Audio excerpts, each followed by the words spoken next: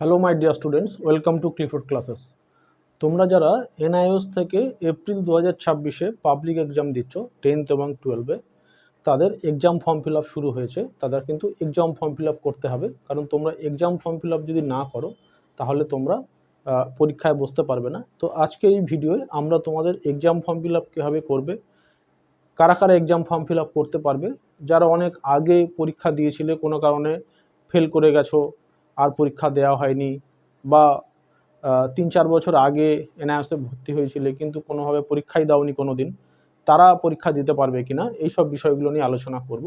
এবং পরীক্ষার আর মাত্র 4 মাস বাকি, তোমরা এই কম সময়ে দ্রুত কীভাবে পরীক্ষা পাস করতে পারবে সেই নিয়েও আমরা আলোচনা করব। ভিডিও সম্পূর্ণ দেখো।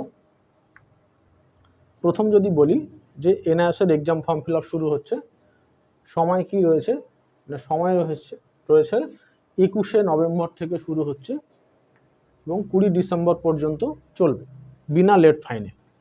21শে নভেম্বর থেকে এবং 21শে নভেম্বর থেকে 20 ডিসেম্বর পর্যন্ত তোমরা যদি এক্সাম ফর্ম ফিল আপ করো তাহলে তোমাদের কোনো লেট ফাইন দিতে হবে না।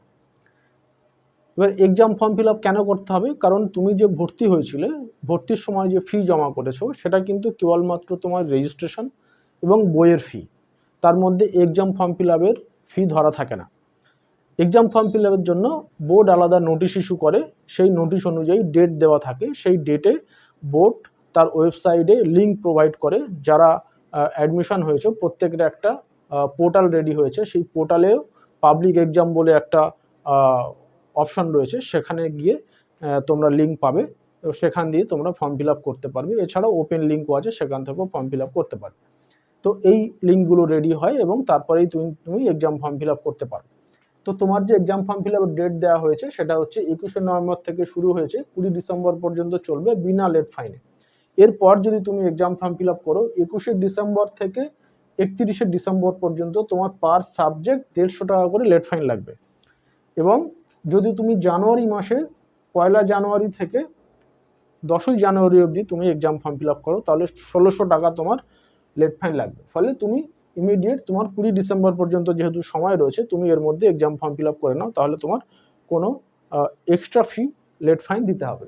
এবার ফিস কত পড়ছে পার সাবজেক্ট? তোমার যদি থিওরি সাবজেক্ট থাকে, যেমন Bangla, history, sociology, political science, এই সমস্ত সাবজেক্টগুলো যদি থাকে তাহলে 300 টাকা লাগবে পার সাবজেক্ট।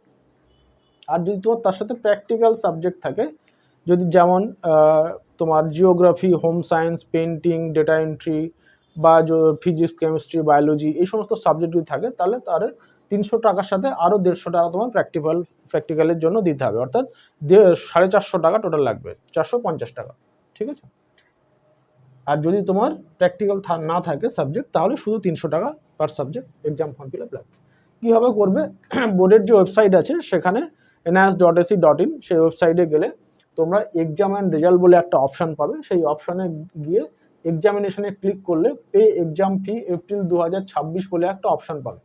সেই অপশানে গেলে তোমরা দেখবে এন্টার 12 ডিজিট এনরোলমেন্ট নম্বর বলা হচ্ছে, সেখানে তোমার যে এনরোলমেন্ট নম্বর আছে সেটা দিলেই তোমার সমস্ত সাবজেক্টগুলো তোমার শো করবে এবং তার পাশে তুমি টিক দিয়ে তোমার এক্সাম ফর্ম ফিল আপ করে নিতে পারো। এছাড়া তোমার যে ড্যাশবোর্ড আছে সেই ড্যাশবোর্ডটা তোমার লগ ইন আইডি অর্থাৎ তোমার এনরোলমেন্ট নম্বর এবং তোমার ডেট অফ বার্থ দিয়ে তোমার যে ড্যাশবোর্ডটা তুমি খুলবে, সেখানে পাবলিক এক্সাম বলে একটি বক্স আছে, সেই পাবলিক এক্সাম বক্সে গিয়েও তুমি এক্সাম ফর্ম ফিল আপ করতে পারবে। কারা পরীক্ষা দিতে পারবে? 2025 সালে যারা 10th দিয়েছিলে, সরাসরি 12 দিচ্ছ 2026-এ, অনেকেই এরকম স্টুডেন্ট আছে যারা কোনো কারণে হয়তো কম নম্বর পেয়েছো 10th-এ, তারা NIOS-এ ভর্তি হয় সায়েন্সে।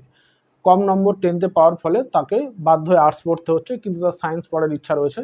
বা অনেকে জি মেন, জি অ্যাডভান্স দিতে চায়, তার জন্য 75% মার্কস লাগে। তো সেই পরীক্ষা দেওয়ার জন্য যেহেতু NIOS-এ ভালো মার্কস ওঠে এবং সাবজেক্টের টোটাল যা সিলেবাস আছে তার মাত্র 60% সাবজেক্ট মানে সিলেবাসেই পরীক্ষা দিতে হয়, তো অনেক কম সিলেবাস পড়ে এখানে ভালো মার্কস পাওয়া যায়, সেজন্য অনেকে NIOS-এ ভর্তি হয়। প্যারালালি সে রেগুলারও CBSE, ICSE, West Bengal board বিভিন্ন বোর্ডে পড়া সত্ত্বেও NIOS-এ সে সেকেন্ড একটা অপশন তৈরি রাখে, যাতে এখান থেকে পরীক্ষা দিয়ে এই মার্কশিটটাও সে কাজে লাগাতে পারে। তো সেজন্য যারা 2025-এ মাধ্যমিক দিয়েছিলে, এখন ক্লাস 11-এ পড়ছো, তারাও কিন্তু 2026-এর এপ্রিল মাসের কিন্তু পরীক্ষার জন্য অনেকে ভর্তি হয় এবং তারা পরীক্ষা দেয়।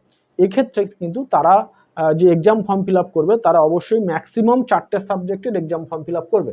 এই 4টে সাবজেক্টের বেশি কিন্তু তুমি এক্সাম ফর্ম ফিল আপ করো তাহলে কিন্তু তোমার পরীক্ষা হবে না, ঠিক আছে। 4টেই তোমার ম্যাক্সিমাম, তুমি 3টে কি 4টে সাবজেক্ট পরীক্ষা দিতে পারো, 2টোও দিতে পারো। বাকি যে রিমেনিং সাবজেক্ট তোমার থাকছে, তুমি 5টা বা 6টা যদি সাবজেক্ট নিয়ে থাকো তাহলে বাকি যে সাবজেক্টগুলো থাকছে সেগুলো তুমি 2027-এর এপ্রিল মাসে গিয়ে দেবে। তাহলেই কিন্তু তোমার 10+2 = 12 এই ইকুয়েশন মেনটেন হচ্ছে। ক্লাস 12 মানে হচ্ছে 10+2। এই 10+2 যদি শর্ত পূরণ না হয় তাহলে সেই ক্লাস 12-এর কোনো দাম নেই।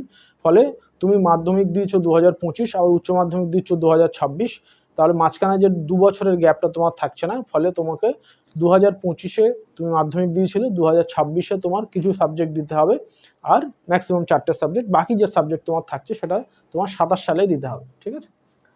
আর যারা দীর্ঘদিন আগে হয়তো ম্যাক্সিমাম তুমি 3 বছর 4 বছর আগে এনআইএসে ভর্তি হয়েছো, কোনো কারণে পরীক্ষা দিয়ে উঠতে পারোনি, তোমার অ্যাডমিশন কনফার্ম আছে, আই কার্ড আছে, যদি এগুলো থেকে থাকে, তোমার যদি সেই এনরোলমেন্ট নম্বর মনে থাকে তাহলে অবশ্যই তুমি এক্সাম ফর্ম ফিল আপ করতে পারবে এবং পরীক্ষা দিতে পারবে।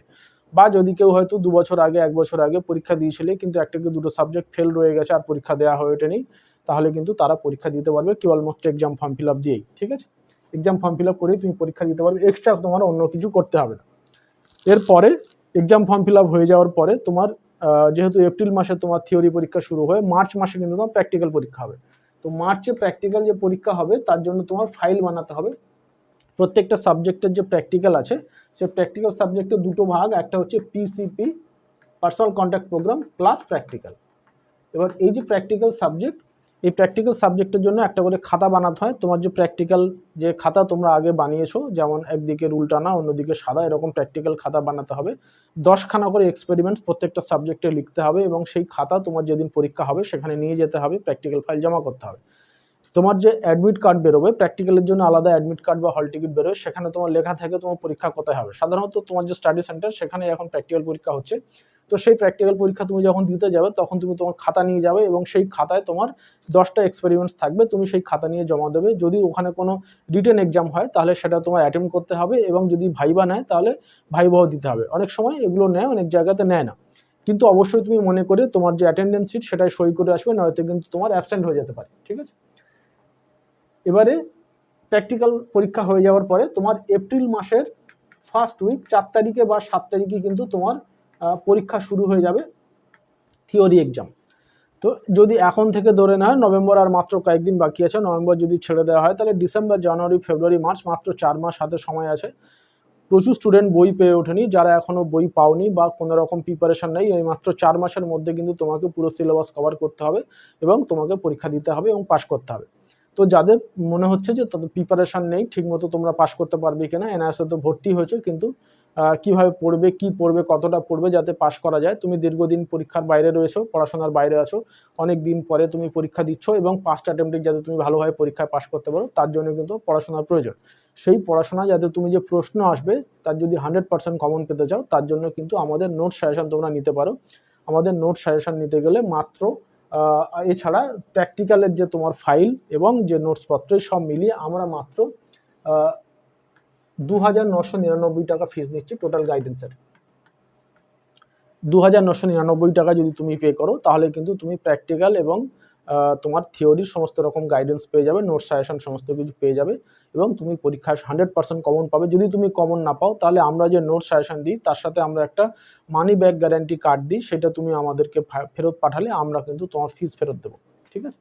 তো যদি তোমরা গাইডেন্স নিতে চাও তাহলে হেল্পলাইন নম্বরে যোগাযোগ করতে পারো। এবং যারা এখনও ভর্তি হওনি, মনে করছো যে সরকারি বোর্ড এনআইএস থেকে 10 বা 12 পাস করতে পারো, সেজন্য তোমরা ভর্তি হতে চাও, তাহলে এখন যদি ভর্তি হও তাহলে অক্টোবর 2026-এ তোমার পরীক্ষা হবে। তার জন্য কিন্তু এখানে অ্যাডমিশন চলছে বিনা লেট ফাইনে। যদি ভর্তি হতে চাও তাহলে হেল্পলাইন নম্বরে ফোন করো, যোগাযোগ করো, কথা বলো এবং ভর্তি হও এবং তুমি তোমার কেরিয়ারে এগিয়ে যাও। ধন্যবাদ।